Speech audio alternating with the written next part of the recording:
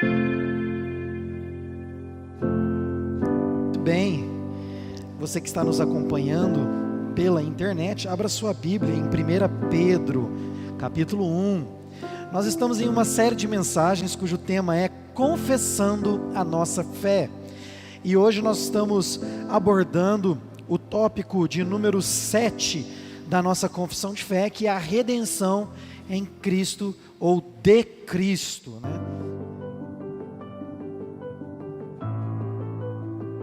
Nós estamos abordando esse tema. Eu quero que você concentre agora. Eu sei que em casa é um pouco mais difícil.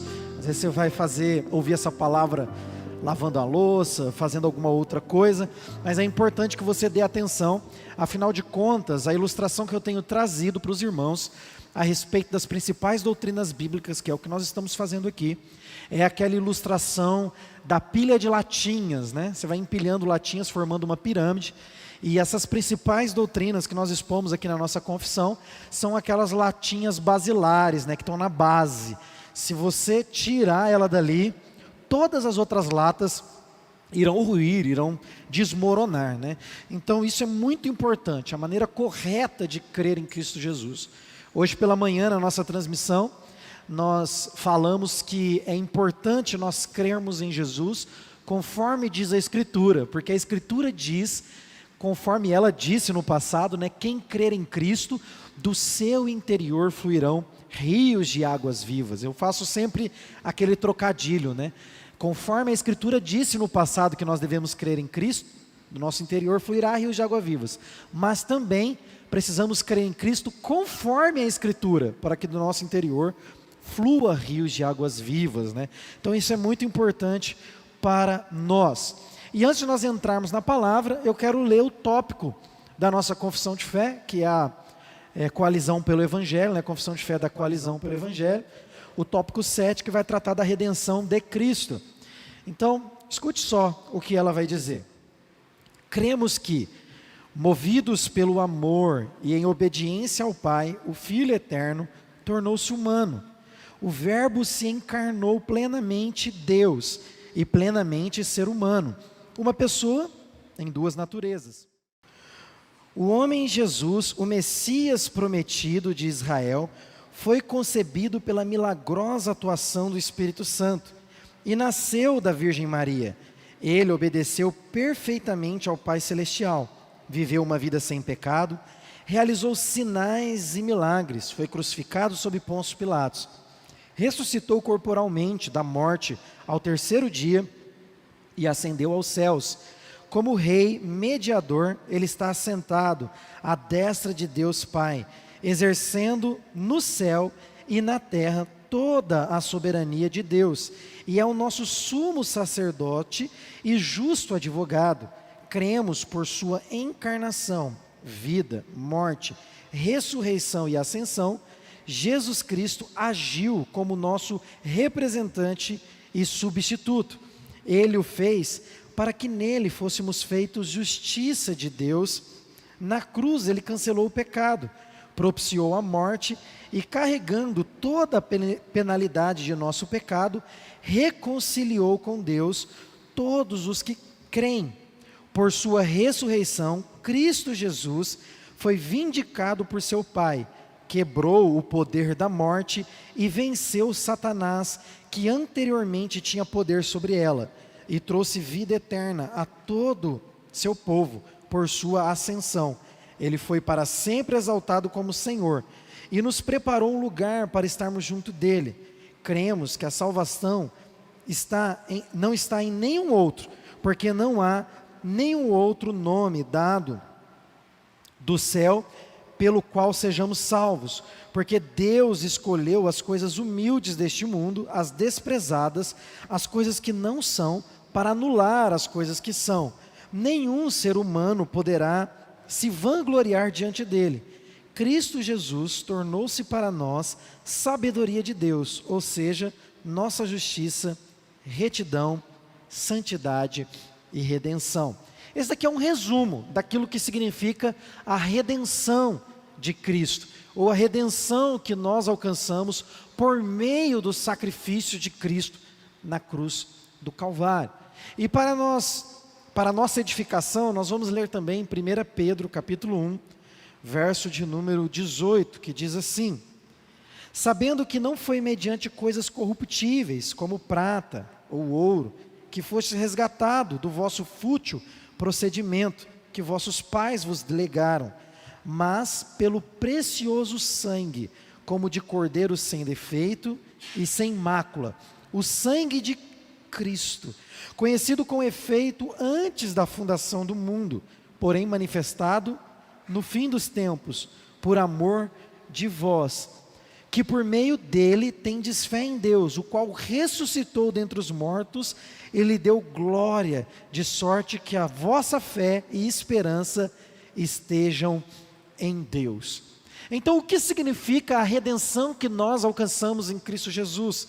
Há um tríplice significado, um triplo significado da redenção. Nós temos pelo menos 3 aspectos dessa redenção. A primeira é pagar o preço do resgate por alguma coisa ou por alguém. Então é pagar um preço.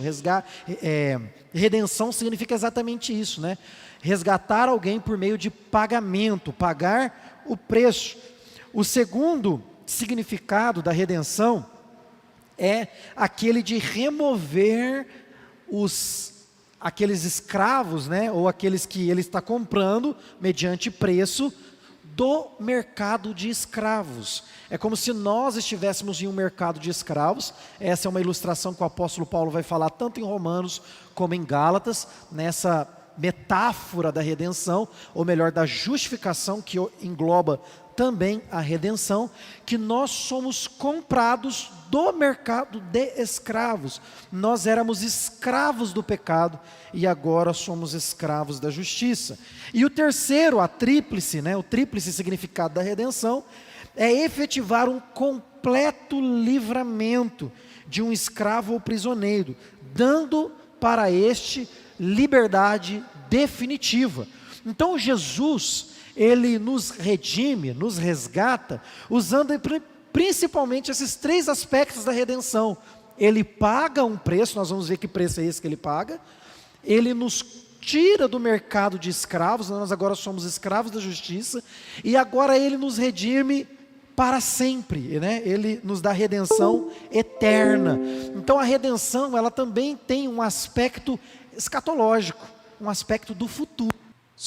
Nós fomos redimidos, nós fomos resgatados, nós obtivemos essa redenção por meio do sacrifício de Jesus Cristo, que nos traz também esse aspecto futuro. Então existe na nossa redenção um aspecto passado, onde Cristo nos redime. Nós lemos aqui, o sangue de Jesus é conhecido com efeito desde antes da fundação do mundo. Então essa redenção, ela vem sobre nós no passado, no sacrifício de Cristo na cruz do Calvário. Esse plano eterno de Deus, que não é o plano B, foi sempre este mesmo plano. Ele também, esse aspecto agora mais presente, na minha história, na minha realidade, eu experimento da redenção em Cristo Jesus.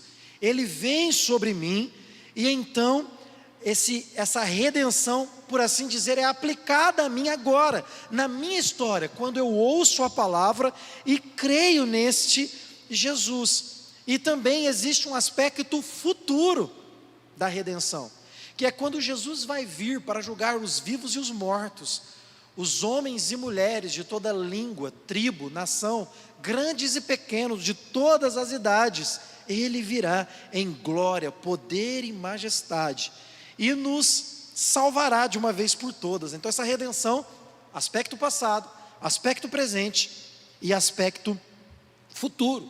Em Hebreus capítulo 9, versículo 12, vai dizer assim: não por meio de sangue de bodes e novilhos, mas pelo seu próprio sangue, ele entrou no Santo dos Santos, uma vez por todas, e obteve eterna redenção. A redenção que Cristo Jesus aplica a nós por meio do seu sacrifício, ela é eterna. Ela não é algo que ele nos deu e que pode nos ser tirado.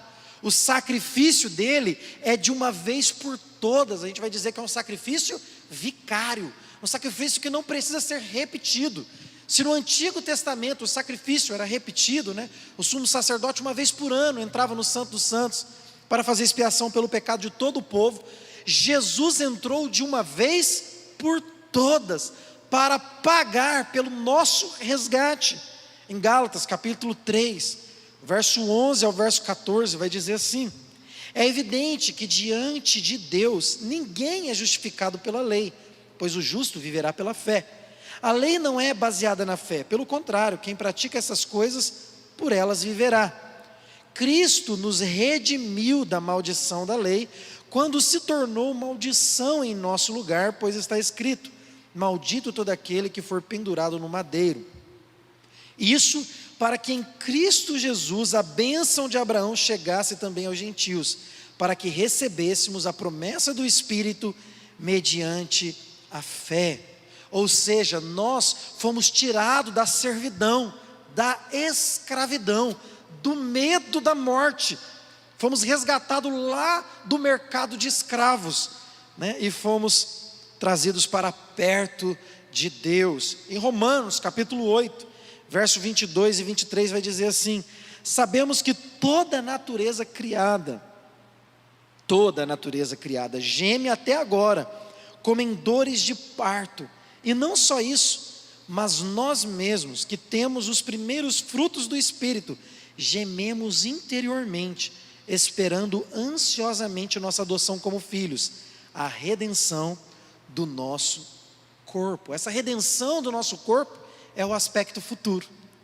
É quando nós esperamos, né, gememos interiormente, para que essa adoção que nós alcançamos no passado, na cruz do Calvário, ela que começou na nossa história e no nosso tempo, quando cremos no Evangelho de Cristo Jesus, se conclua de uma vez por todas na segunda vinda de Cristo. Em outras palavras, Cristo veio para dar a sua vida em resgate de muitos. Em Mateus capítulo 20, verso 28, vai dizer exatamente isso: como o Filho do homem que não veio para ser servido, mas para servir e dar a sua vida em resgate por muitos. Jesus veio para resgatar-nos da nossa perdição, do nosso pecado. Perceba que o resgate de Jesus, ele não é um resgate simplista. Embora seja simples, não é simplista, como disse o nosso querido irmão Zamba, pregando hoje pela manhã. É simples. Ele nos comprou com seu próprio sangue, entrou no Santo dos Santos, pagou a nossa fatura, rasgou o escrito da dívida. Na nossa história e no nosso tempo, nós cremos nessa mensagem, e no futuro Ele virá em glória, poder e majestade, para que essa redenção, ela tenha o seu efeito total e eterno. É a atenção do já, mas ainda não. Deus nos resgatou, né? Nos redimiu e aplicou sobre nós essa redenção, nos comprou, sim. Nos justificou, sim. Mas nós ainda aguardamos o completo efeito da obra de Cristo na cruz do Calvário, pois nós ainda estamos diante do pecado. Então, redenção, algumas vezes, enfatiza o pagamento de um débito. Outras vezes, enfatiza a libertação de um cativo. O sacrifício de Cristo na cruz do Calvário providenciou para nós os dois significados.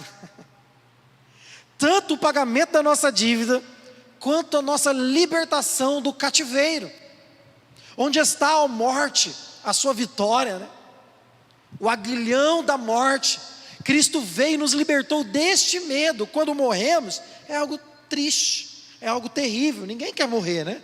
Ninguém quer morrer. Nós não fomos criados simplesmente para morrer, né? Nós fomos criados para a glória de Deus e para vivermos eternamente com Ele. Então a morte é algo estranho à realidade daquilo que Cristo tem proporcionado para nós, a vida eterna. Mas nós haveremos de passar por ela. Porém agora nós não passaremos por esses rios turbulentos, nós não passaremos agora por esse lago sombrio, como vai dizer John Bunyan em seu clássico Peregrino, com medo. Nós passaremos tranquilos, porque o Senhor Jesus providenciou para nós um caminho claro, um caminho tranquilo. Ele nos comprou e preparou esse caminho para nós. Então a redenção como pagamento de preço de resgate. Resgate do quê? Ele pagou para quem? Resgate da morte, resgate do pecado.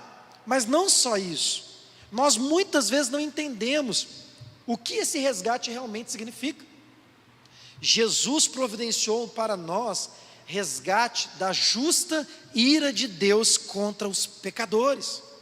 Então a redenção de Cristo providenciou para nós não só a libertação do pecado, que é algo maravilhoso, extraordinário. Nós falamos no domingo passado, nós falamos a respeito da queda. O sacrifício de Cristo também nos livrou da direção, do alvo de Deus, da ira de Deus.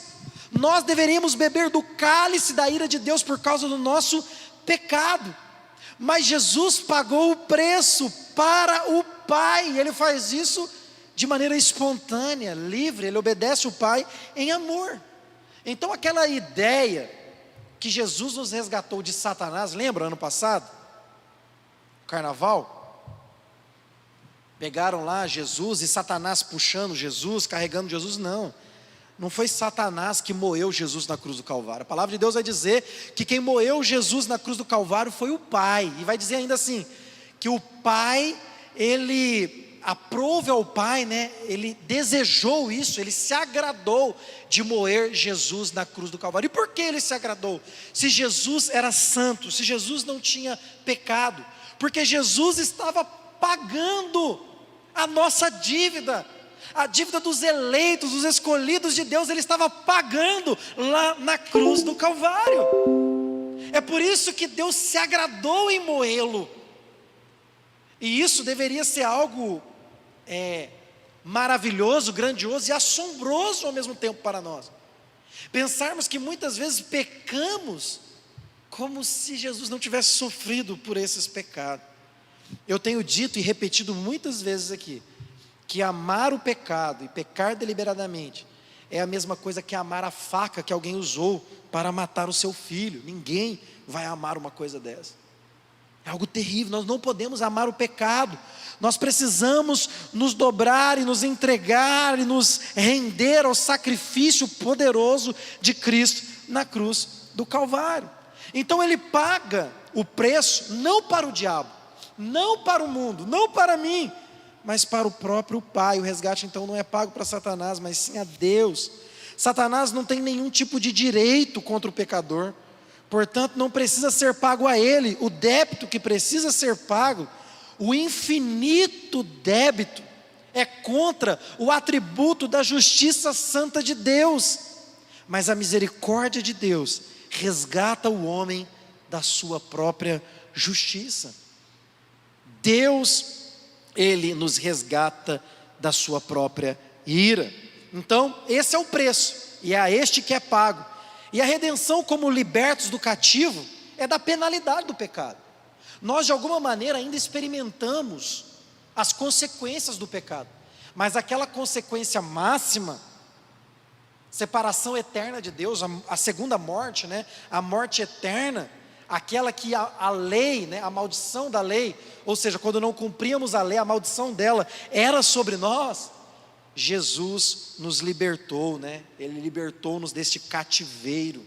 Está lá em Gálatas, capítulo 3, verso 13. Ele nos libertou inclusive da própria lei. Ele cumpriu a lei em nosso lugar.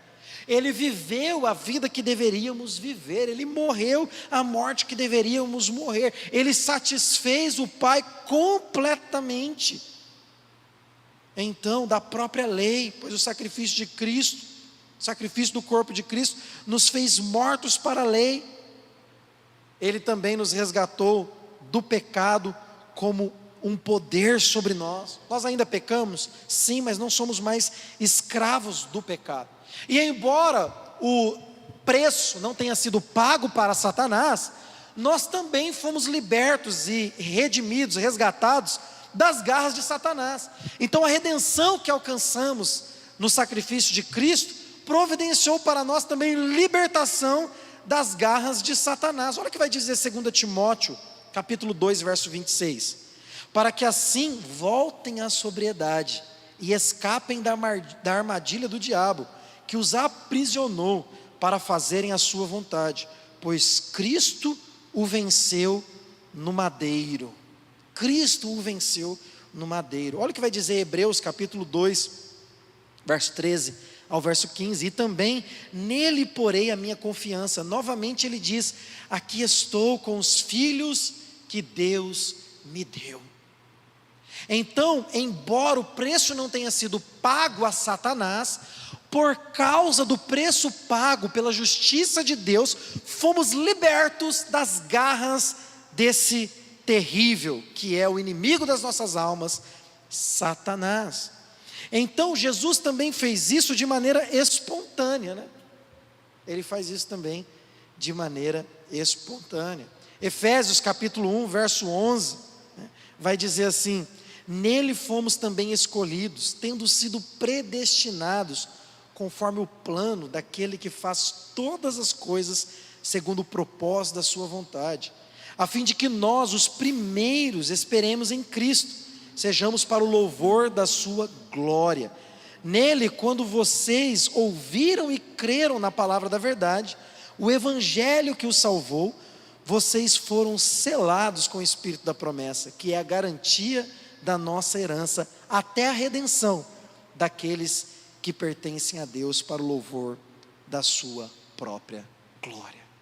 Quando nós olhamos para o Antigo Testamento e tentamos entender o que significa redenção lá, nós percebemos que quando alguém perdia os seus bens, um parente próximo podia ir lá e pagar o preço e resgatar aquela propriedade e dar de presente para o seu parente. Ou quando o marido, né, de uma mulher falecesse e ela não tivesse filhos, um parente próximo podia se casar com ela. A gente precisa lembrar que naquele tempo não existia pensão, né, vitalícia, não existia INSS, não existia aposentadoria. Então a mulher, ela perdia o seu marido, não tinha filhos, ela tinha perdido tudo, mas um parente próximo podia pagar o preço, poderia ser o remidor daquela mulher e resgatá-la. Então nós temos esses exemplos no Antigo Testamento. Então há 3 exigências que alguém precisava ter para ser o remidor de alguém. A primeira exigência, ele tinha que ser um parente próximo. Segunda exigência, ele tinha que ser capaz, ele tinha que ter posses para redimir. E terceiro, ele tinha que estar desejoso de redimir. Jesus preencheu todas essas 3 exigências. Ele conseguiu preencher todas as 3 exigências. Em Hebreus nós vemos que ele tornou-se o parente próximo de nós, quando ele assume a forma humana, quando ele caminha entre nós, ele se tornou o segundo Adão, ele se identificou conosco, ele se tornou um dos nossos parentes próximos. A segunda exigência, ele era capaz de nos redimir. Quando pegamos o sacrifício de Jesus e colocamos de um lado da balança, e pegamos os pecados de todo o mundo e colocamos do outro lado da balança, o sacrifício de Jesus pesa mais. Então, o sacrifício de Jesus é capaz de redimir os eleitos de Deus, os escolhidos de Deus, como nós lemos aqui em Efésios capítulo 1, verso 11. E a terceira exigência, ele tinha que ser desejoso, né? Ele tinha que desejar fazer isso. Hebreus capítulo 10, eu quero ler para você, versículo 4 e 7. Pois é impossível que o sangue de touros e bodes tire pecado. Por isso, quando Cristo veio ao mundo, disse: sacrifícios e ofertas não quisestes, mas um corpo me preparastes. De holocaustos e ofertas pelo pecado não te agradastes. Então eu disse, olha o que Jesus vai dizer: aqui estou, no livro está escrito a meu respeito, vim para fazer a tua vontade, ó Deus. Jesus quis nos resgatar, Ele desejou nos resgatar, e nós não podemos perder de vista o grande custo da redenção. A salvação, ela é gratuita para nós, os crentes, né? Nós jamais poderíamos pagar 1/10, nada, né? 1 milésimo, 1 átomo dela, mas ela não foi barata. Deus não passou o pano dos nossos pecados, como as pessoas pensam, né? Você vai pecar a vida inteira, aí você vai se tornar crente e está tudo bem. Está tudo bem, porque alguém pagou a dívida. Não foi de graça, não foi barato. Nós recebemos pela graça, mas a nossa salvação custou caro, custou um alto preço, o preço mais alto de todos os possíveis ou imagináveis, um preço infinito. O preço foi Deus se tornar homem, e o imortal se fazer mortal, e aquele que criou a vida, o autor da vida, morrer e se separar do Pai, por amor a mim, por amor ao Pai, por amor ao Espírito, para a glória eterna desse plano majestoso de redenção. Jesus se sacrificou em nosso lugar, e nós não podemos perder nunca de vista a redenção escatológica. Eu fico estranhamente preocupado quando eu observo que os crentes são muito apaixonados por essa terra. Não tem problema você se deleitar das coisas boas que Deus deixou nessa terra para nós. O problema é que a gente perde de vista esse aspecto escatológico da redenção. Vai haver muitas coisas boas em novos céus e nova terra. Eu almejo com todo o meu coração novos céus e nova terra. Mas o que nós mais devemos almejar na redenção é que nós encontraremos com o nosso remidor, com aquele que nos comprou, com aquele que nos resgatou. Ele é a nossa redenção. Nós não necessitamos de mais nada. Alguém no passado, pode vir aqui, o louvor pode vir aqui. Alguém no passado disse: onde é que Jesus está? Será que é no inferno? Se é lá que Ele está, é para lá que eu quero ir. Não importa onde Jesus esteja, é para lá que eu quero ir.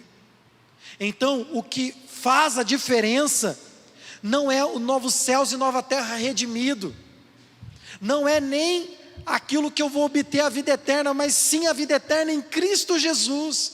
A palavra de Deus vai dizer que a vida eterna é isto, que conheçamos a Ti, o único Deus verdadeiro, e a Teu Filho Jesus, a quem enviaste. Esta é a vida eterna. Então, o que é redenção? O tríplice significado dela: Ele te comprou com seu próprio sangue, Ele te tirou do mercado de escravos, e Ele te livrou na sua história, mas te livrará de uma vez por todas em sua segunda vinda. Querido, se você acredita nisso, pode dormir tranquilo, pode acordar tranquilo. O Evangelho de Cristo te alcançou, você foi salvo pelo sacrifício de Cristo.